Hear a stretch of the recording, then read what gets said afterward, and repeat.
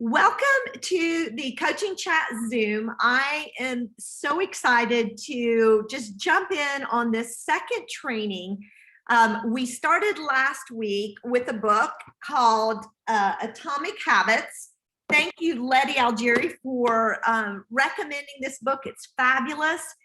Last week, we ended our call with just talking about the 9 areas in our business that we focus on a daily basis. So it had to do with our network, building our network.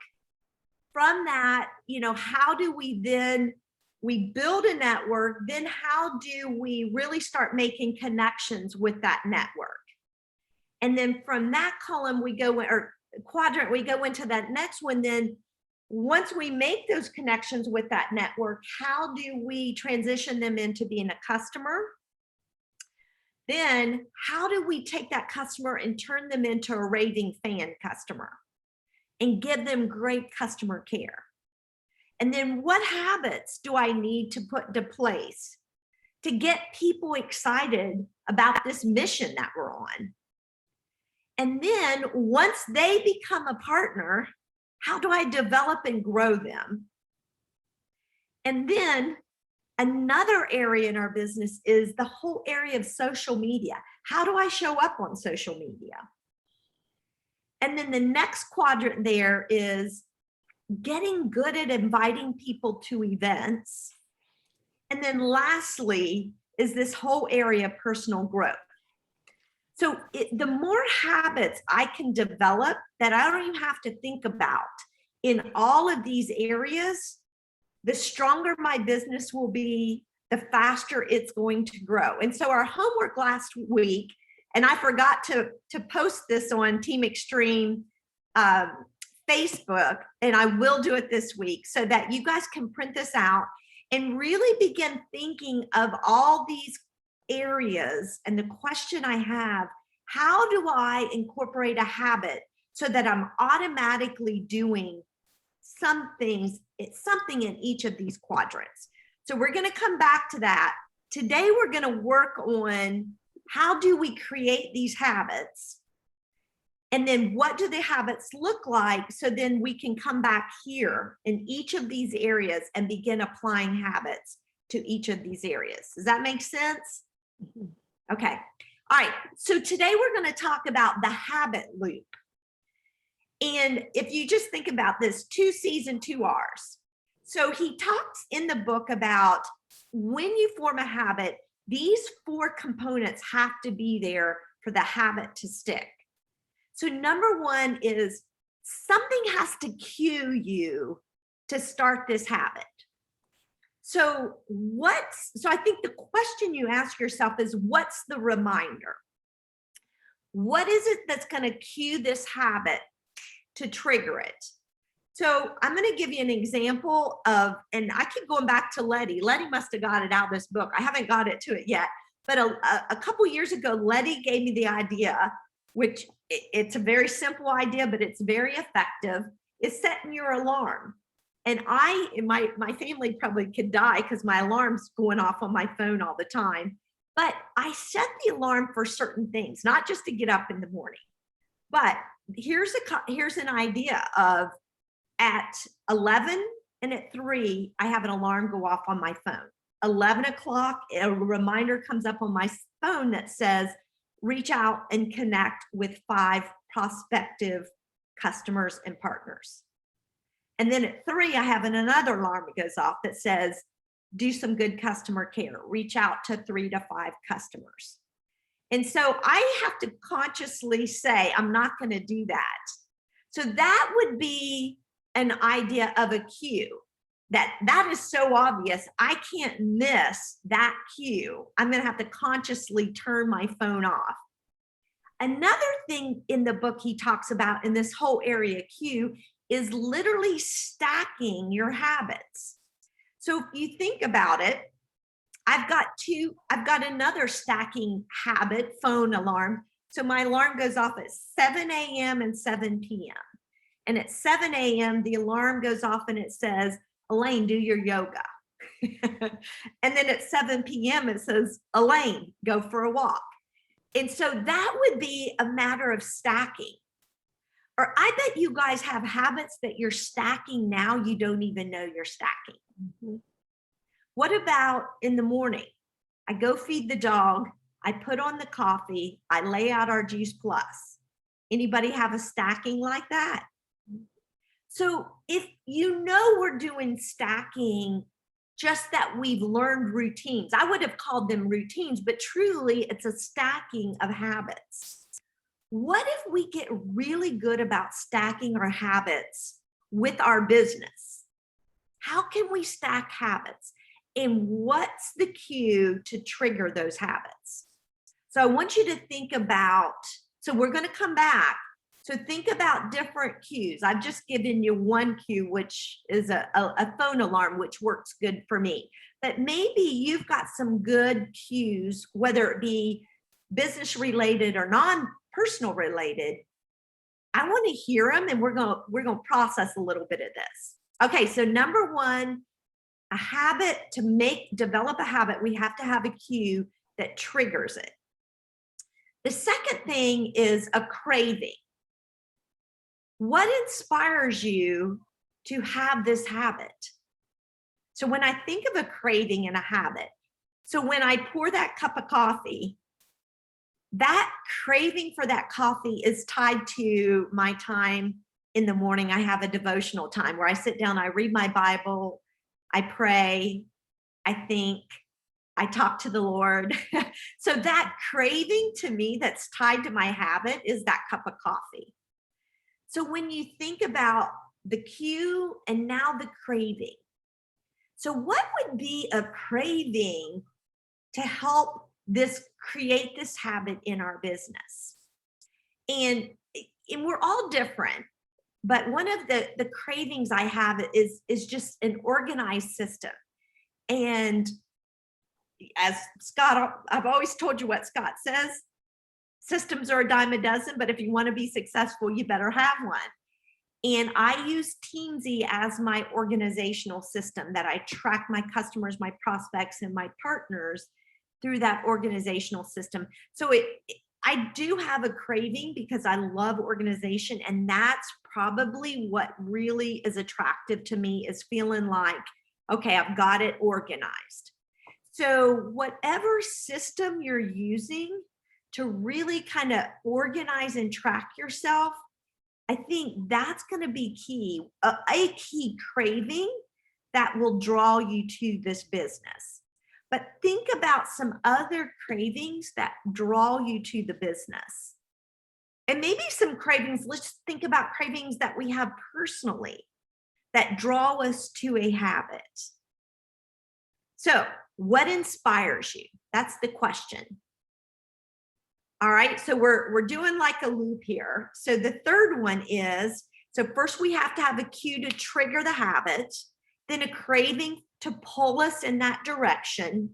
Then the third thing is the response. What's our response to the cue, the craving, and now you have the response. So what is our response? And so I look at the response as your action or your plan. And it has to be easy or we won't do it. You know, the response has to be easy enough that we don't really think about it, we just do it. So it has to be easy enough that it's just a natural response. And if we have ourselves a plan in place, we naturally will go to that plan. And you know, I credit Stacy Whitmere for creating the hot hands list. So we all should have a memory jogger list of all the people we want to connect with, and we continue to add to them, whether that's, you know, on the computer, on paper, however it is you have it, you should have a memory jogger list. From that memory jogger list is we make a plan every week. From the memory jogger list, who are the 10, 12 people we're going to connect with this week? And then we need a way to follow back up. How did I do? Do I check them off? You know, how do I track my progress with that? So somehow we have to have a plan in place that is so easy. It's just a natural process that we have gotten into. And I'm going to read you, if you're sitting there saying, what does she mean by exercise study? That's my cue to read this, just a little segment out of this book to you guys to help you see the importance of having a plan and implementing that plan every single week. And so it says in 2001, researchers in Great Britain began working with 248 people to build better exercise habits over the course of 2 weeks. The subjects were divided into 3 groups. Number one, the first group was a control group. They were simply asked to track how often they exercised. Just track it. Group 1. Group 2 was the motivation group. They were asked not only to track their workouts, but also to read some material on the benefits of exercise. So they not only were asked to track, then they were also given motivation. Then there was a third group. Finally, there was a third group. These subjects received the same presentation as group 2, so they got the motivation.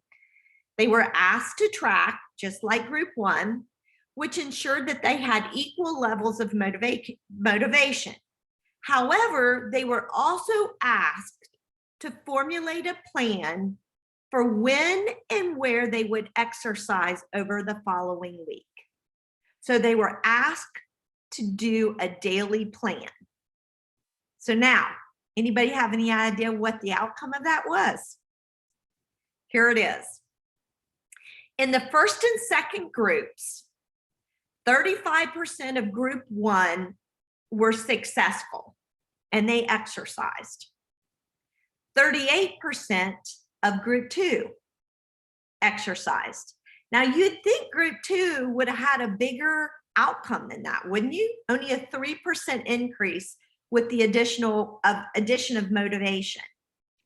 But let me tell you what group 3, but 91% of the third group exercised at least once per week, more than double the normal rate. And why is that? Is they had a plan. So if we want to create this habit, a huge portion of this habit implementing process is having a plan for this, whatever habit we want to implement. So do you have a plan? Is it written down? It has to be easy. It has to be one that resonates with you or you won't do it. And then lastly, so first we have to have something to cue this habit. Then there has to be something that makes this habit attractive. Somehow, some way, we got to build in that, inspire ourselves and build in that craving portion. Then we have to weekly be looking at a plan, have a plan that works for us. And then lastly, there has to be a reward tied to it. And it has to be satisfying to us. So what drives you in this business? What made you get on this call today? What's your goals? I think sometimes our goals are too small. Or maybe we don't even think about what we want at all. We look at it more as a job versus what reward am I building here? So what I'm going to stop here and I want to hear from you guys for 2 things. One, we're going to jump into ideas for these 4 areas on the quadrants of that we need habits in. But before we jump in there, I want you guys to think about this, all 4 of these areas and kind of what resonates with you. So you think about behavior, time, and location. That he also talked about that kind of, when we think of this habit, we got to think about what's our behavior, when are we going to do it, and where are we going to do it. All right, so I'm going to stop for a second and we'll come back because I want to see your lovely faces. when you think about the quadrant that we're talking about here, I'm going to get this over so we can see it a bit. Thinking about creating and establishing new habits. Those of you who were on the call last week, what would be a cue for you guys? What's a cue to trigger you to do some kind of activity in Juice Plus? Anybody have? Sandy, what's your cue? For me, I think the consistency chain has opened up a whole new world for me. I look forward to getting the incentive and the video. Okay. What I've started doing is writing down each video, the name of it, and who I send it to. And so, for example, yesterday, I was at our favorite eatery, and the lady that took my order was talking about her eye surgery. It had not been successful, and it was as good as it was going to get, she said. Well, she'd also earlier talked to me about kidney stones. And so I started telling her about the omega. Maybe she needs to get on the omega. So she started texting me back and forth. I sent her the video on the omega. I sent her the fact sheet on the omega. Last evening, she wanted to know if there was something that I could send to her, that she could send to her doctors. Because what I found out, she has something that's called oxalates or oxalates or something. And I looked that up because I didn't really know what it was. But I discovered it's something in food that sticks to your stomach, and the salt from it produces kidney stones. And so I thought, how much water is she drinking? So I texted her, and she said, not enough. Well, then I knew that there was a connection. And so I told her, I gave her the 150-pound weight divided by 2 equals 75. You should be drinking, that person should be drinking 75 ounces of water a day. She writes back, that's what I weigh. Bingo. I don't drink nearly enough. And so I explained to her, water flushes the urine out and flushes the body out so that these things can't stick to and form. And she talked like I had Pulitzer Prize or something, I don't know. And so this morning I sent her the copy of the clinical research studies, and she says, I'm sending this straight to my doctor. Well, I had to go back to her and tell her, don't be surprised if your doctor poo-poos Juice Plus, because they don't usually study nutrition and health and how it benefits. But she was going to do that. So the momentum and the movement created this opportunity from what we had been doing with the consistency chain. I love it. So consistency chain, that's awesome. So that's your cue. Thank you, Sandy. Just the cues. Tell me any other cues that are triggering your, that's what triggers me to do X, Y, Z. Karen. Sunday morning, after I get all, prayers, all my activities done, I send my accountability sheet to Brenda and I plan my week. Okay. And then that motivates me to be on target for the following week and get everything done. I mean, here's my, this is my list from last week. All the check marks are the ones that I got done. So I know it's antiquated, it's on paper, but I have to see it and touch it. So, well, yeah. Okay. All right, so it's your routine. You've created a planning routine on Sundays then. Yeah. And I just make 3 quick categories. Prospects and customers are kind of lumped into one. Business prospects are another, and distributors are a third. And I don't finish the week until everything's checked off. All right, so you've gotten, what was the craving part of that? So Sunday, it sounds like Sunday the day is the trigger. That's, am I right? Is that your trigger? Or yep. sending then the next part, sending Brenda your accountability. What would Yeah. be the craving part of that habit loop? It just keeps me organized and focused and moving forward. And that's enticing to me. So the organization, the moving forward, your Mhm. responses, you create a plan. I love it. And then what's your reward? What is It's that? the added girl that I did it, and that moves my business forward. It's You the know- check mark. It's the check It's a mark. check mark. Okay. All right. The check mark. I love it. Okay. I'm Carrie. easy to please. And part of that may be personality too. So maybe we get some free birds on here. I don't know if that's a word. Let's see it, because I can resonate with Karen on that. That's my personality. Let's hear from somebody. And Erin, I would not say you would be in that box. So you give us your hat loop and let's hear what it looks like. I know the free So we bird cover model. everybody. Well, you know what motivates me is looking on my office and going, oh my gosh, I have 12 customers that are going to ship. I need to call them, so it's so helpful. That's been really helpful. And Can I stop you for a minute so everybody knows, hopefully everybody on here knows that we can go to our virtual office and there's an alerts report, a customer alerts report that tells you how many customers are going out that week. That's what I love that. That's good. You're taking us in another direction. So that's your cue then. Okay. Sorry. Keep going. no, so that's a big cue for me because it's awful when a customer ships out without me contacting them first, because I just feel like I've done a really bad thing. I'm trying to get some cues in, like just when I'm driving, that I already have somebody that I'm going to call ahead of time, so I know just in my mama life that I'm doing that. So I would love to have like little bits of chunk time that I consistently do. I wish I could say that I do that, and I don't.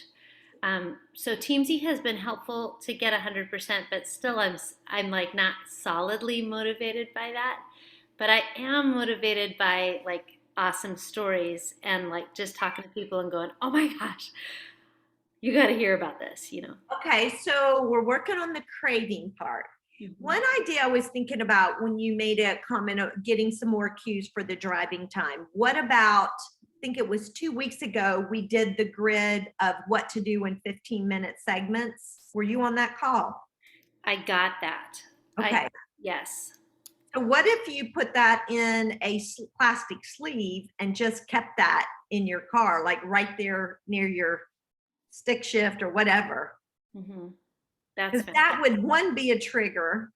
Now, I don't know about the craving. You said stories. Yeah, stories are great too. And then just like hearing people's stories, either of need or of, like I just had a mama say, oh my gosh, I'm out of chewables. I need purples. I love this stuff. It's helping my kids eat more fruits and vegetables. And I'm like, oh, I got to tell more people about this. We got to get more kids, on this. So that is motivating to me. Something that I'm finally learning, and it just took 10 years, really, is it's starting to get where I'm realizing that when I don't feel productive, like at the end of the day, it feels bad to have not done my Juice Plus. Mm. And that's like an unmotivator that I don't want to feel that way anymore. Because Okay. it feels really good when I can get 100% on Teamsy, or I've talked to a ton of people, even if I haven't written it down, because you know me in my Teamsy, but I have talked to a ton of people. I feel like I've killed it and like I've fulfilled what I'm supposed to do, my purpose for that day. So you're on, I want to come back to response, but you're on the reward segment and what's rewarding to you. And I know that feeling when you, like you said, you feel like you've killed it. You've taken your Juice Plus, you've worked out, you've hit your goals of who all you wanted to connect with for that day. It's an incredible feeling knowing what you want your day to look like and it's unfolded and you've been productive. There's a huge reward of that feeling of production. Mm-hmm. I think it also goes back to though that that somehow, some way we have to have a plan. And when I see myself go awry is when I've not followed my plan for the day. Mhm. So tell me about what, as a free-spirited person, how do you feel that response part there from a plan standpoint? So I am trying to just calendar out specific time Okay. So I have this chunk and I have another chunk in the afternoon that I'm going to sit at a coffee shop and do my work. Okay. I know that's chunked out. So it's more, okay. And I think you just brought up a really good point, Erin. Sometimes people function with, here's the list of people, and I'm not going to quit till I get them connected with, or here's my chunks of time. I'm going to go and enjoy working those chunks of time. And that's my definition and my reward of success. So I think we can look at it two different ways. We can work off of a list of connections of people or chunks of time that we are productive with our Juice Plus business. So I think our plans don't, and you're just hearing you talk, Erin, our plans don't have to match. That's the beautiful thing of the business that we're in. Our plans can match our personality, but we have to have a cue. There has to be a craving, a response or plan, and a reward to make this and to create a habit. Any other thoughts, Erin? Yeah, and I think it's just like really that consistency of doing, like cueing myself enough and cueing ourselves enough that we can really dig in to remembering what matters. So I think too, like just reminding myself, like, this is why I do this. This is, you know, Mm. why I want these Maybe cues. maybe figuring out, how to put those stories somewhere in front of you as a way to motivate you and to share with other people. All right, I'm gonna take a minute. I'm gonna share my screen again, and we're gonna look at these areas of, we're gonna take a look at this again. And so what I'm gonna do, we're gonna do this again because, oops, okay. One, because I didn't post this last week, but I wanna post it so you guys can print it out. And let's really walk through these questions on each of these areas that we need to create habits within our business.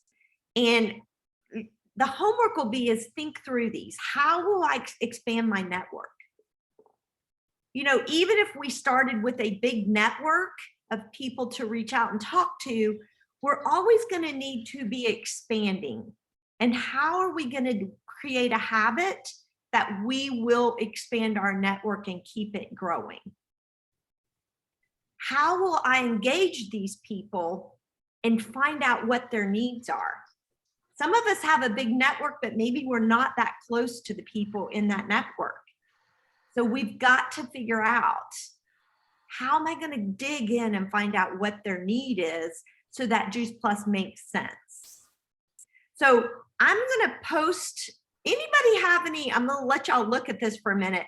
Anybody have any ideas, whether it be a cue, a craving, a response, or a reward in any one of these areas? Anybody think through this past week that they really worked on? Here's an area that I've thought a lot about that I want to create a habit in. I can only see a few of you, so speak up if you've thought through one of these boxes. Specifically, here's the habit I'm starting to create to help me do XYZ. I think just like as far as like converting people from prospect to customer, what I've really started to ask people is, hey, when can I follow up with you? When can I follow up with you? And that's been really good, because then I'm getting an appointment in the calendar and they know, they expect me to follow up. And I really like that terminology, Erin, because one, the way you said it, you can tell you care. When can I follow up with you? I like that.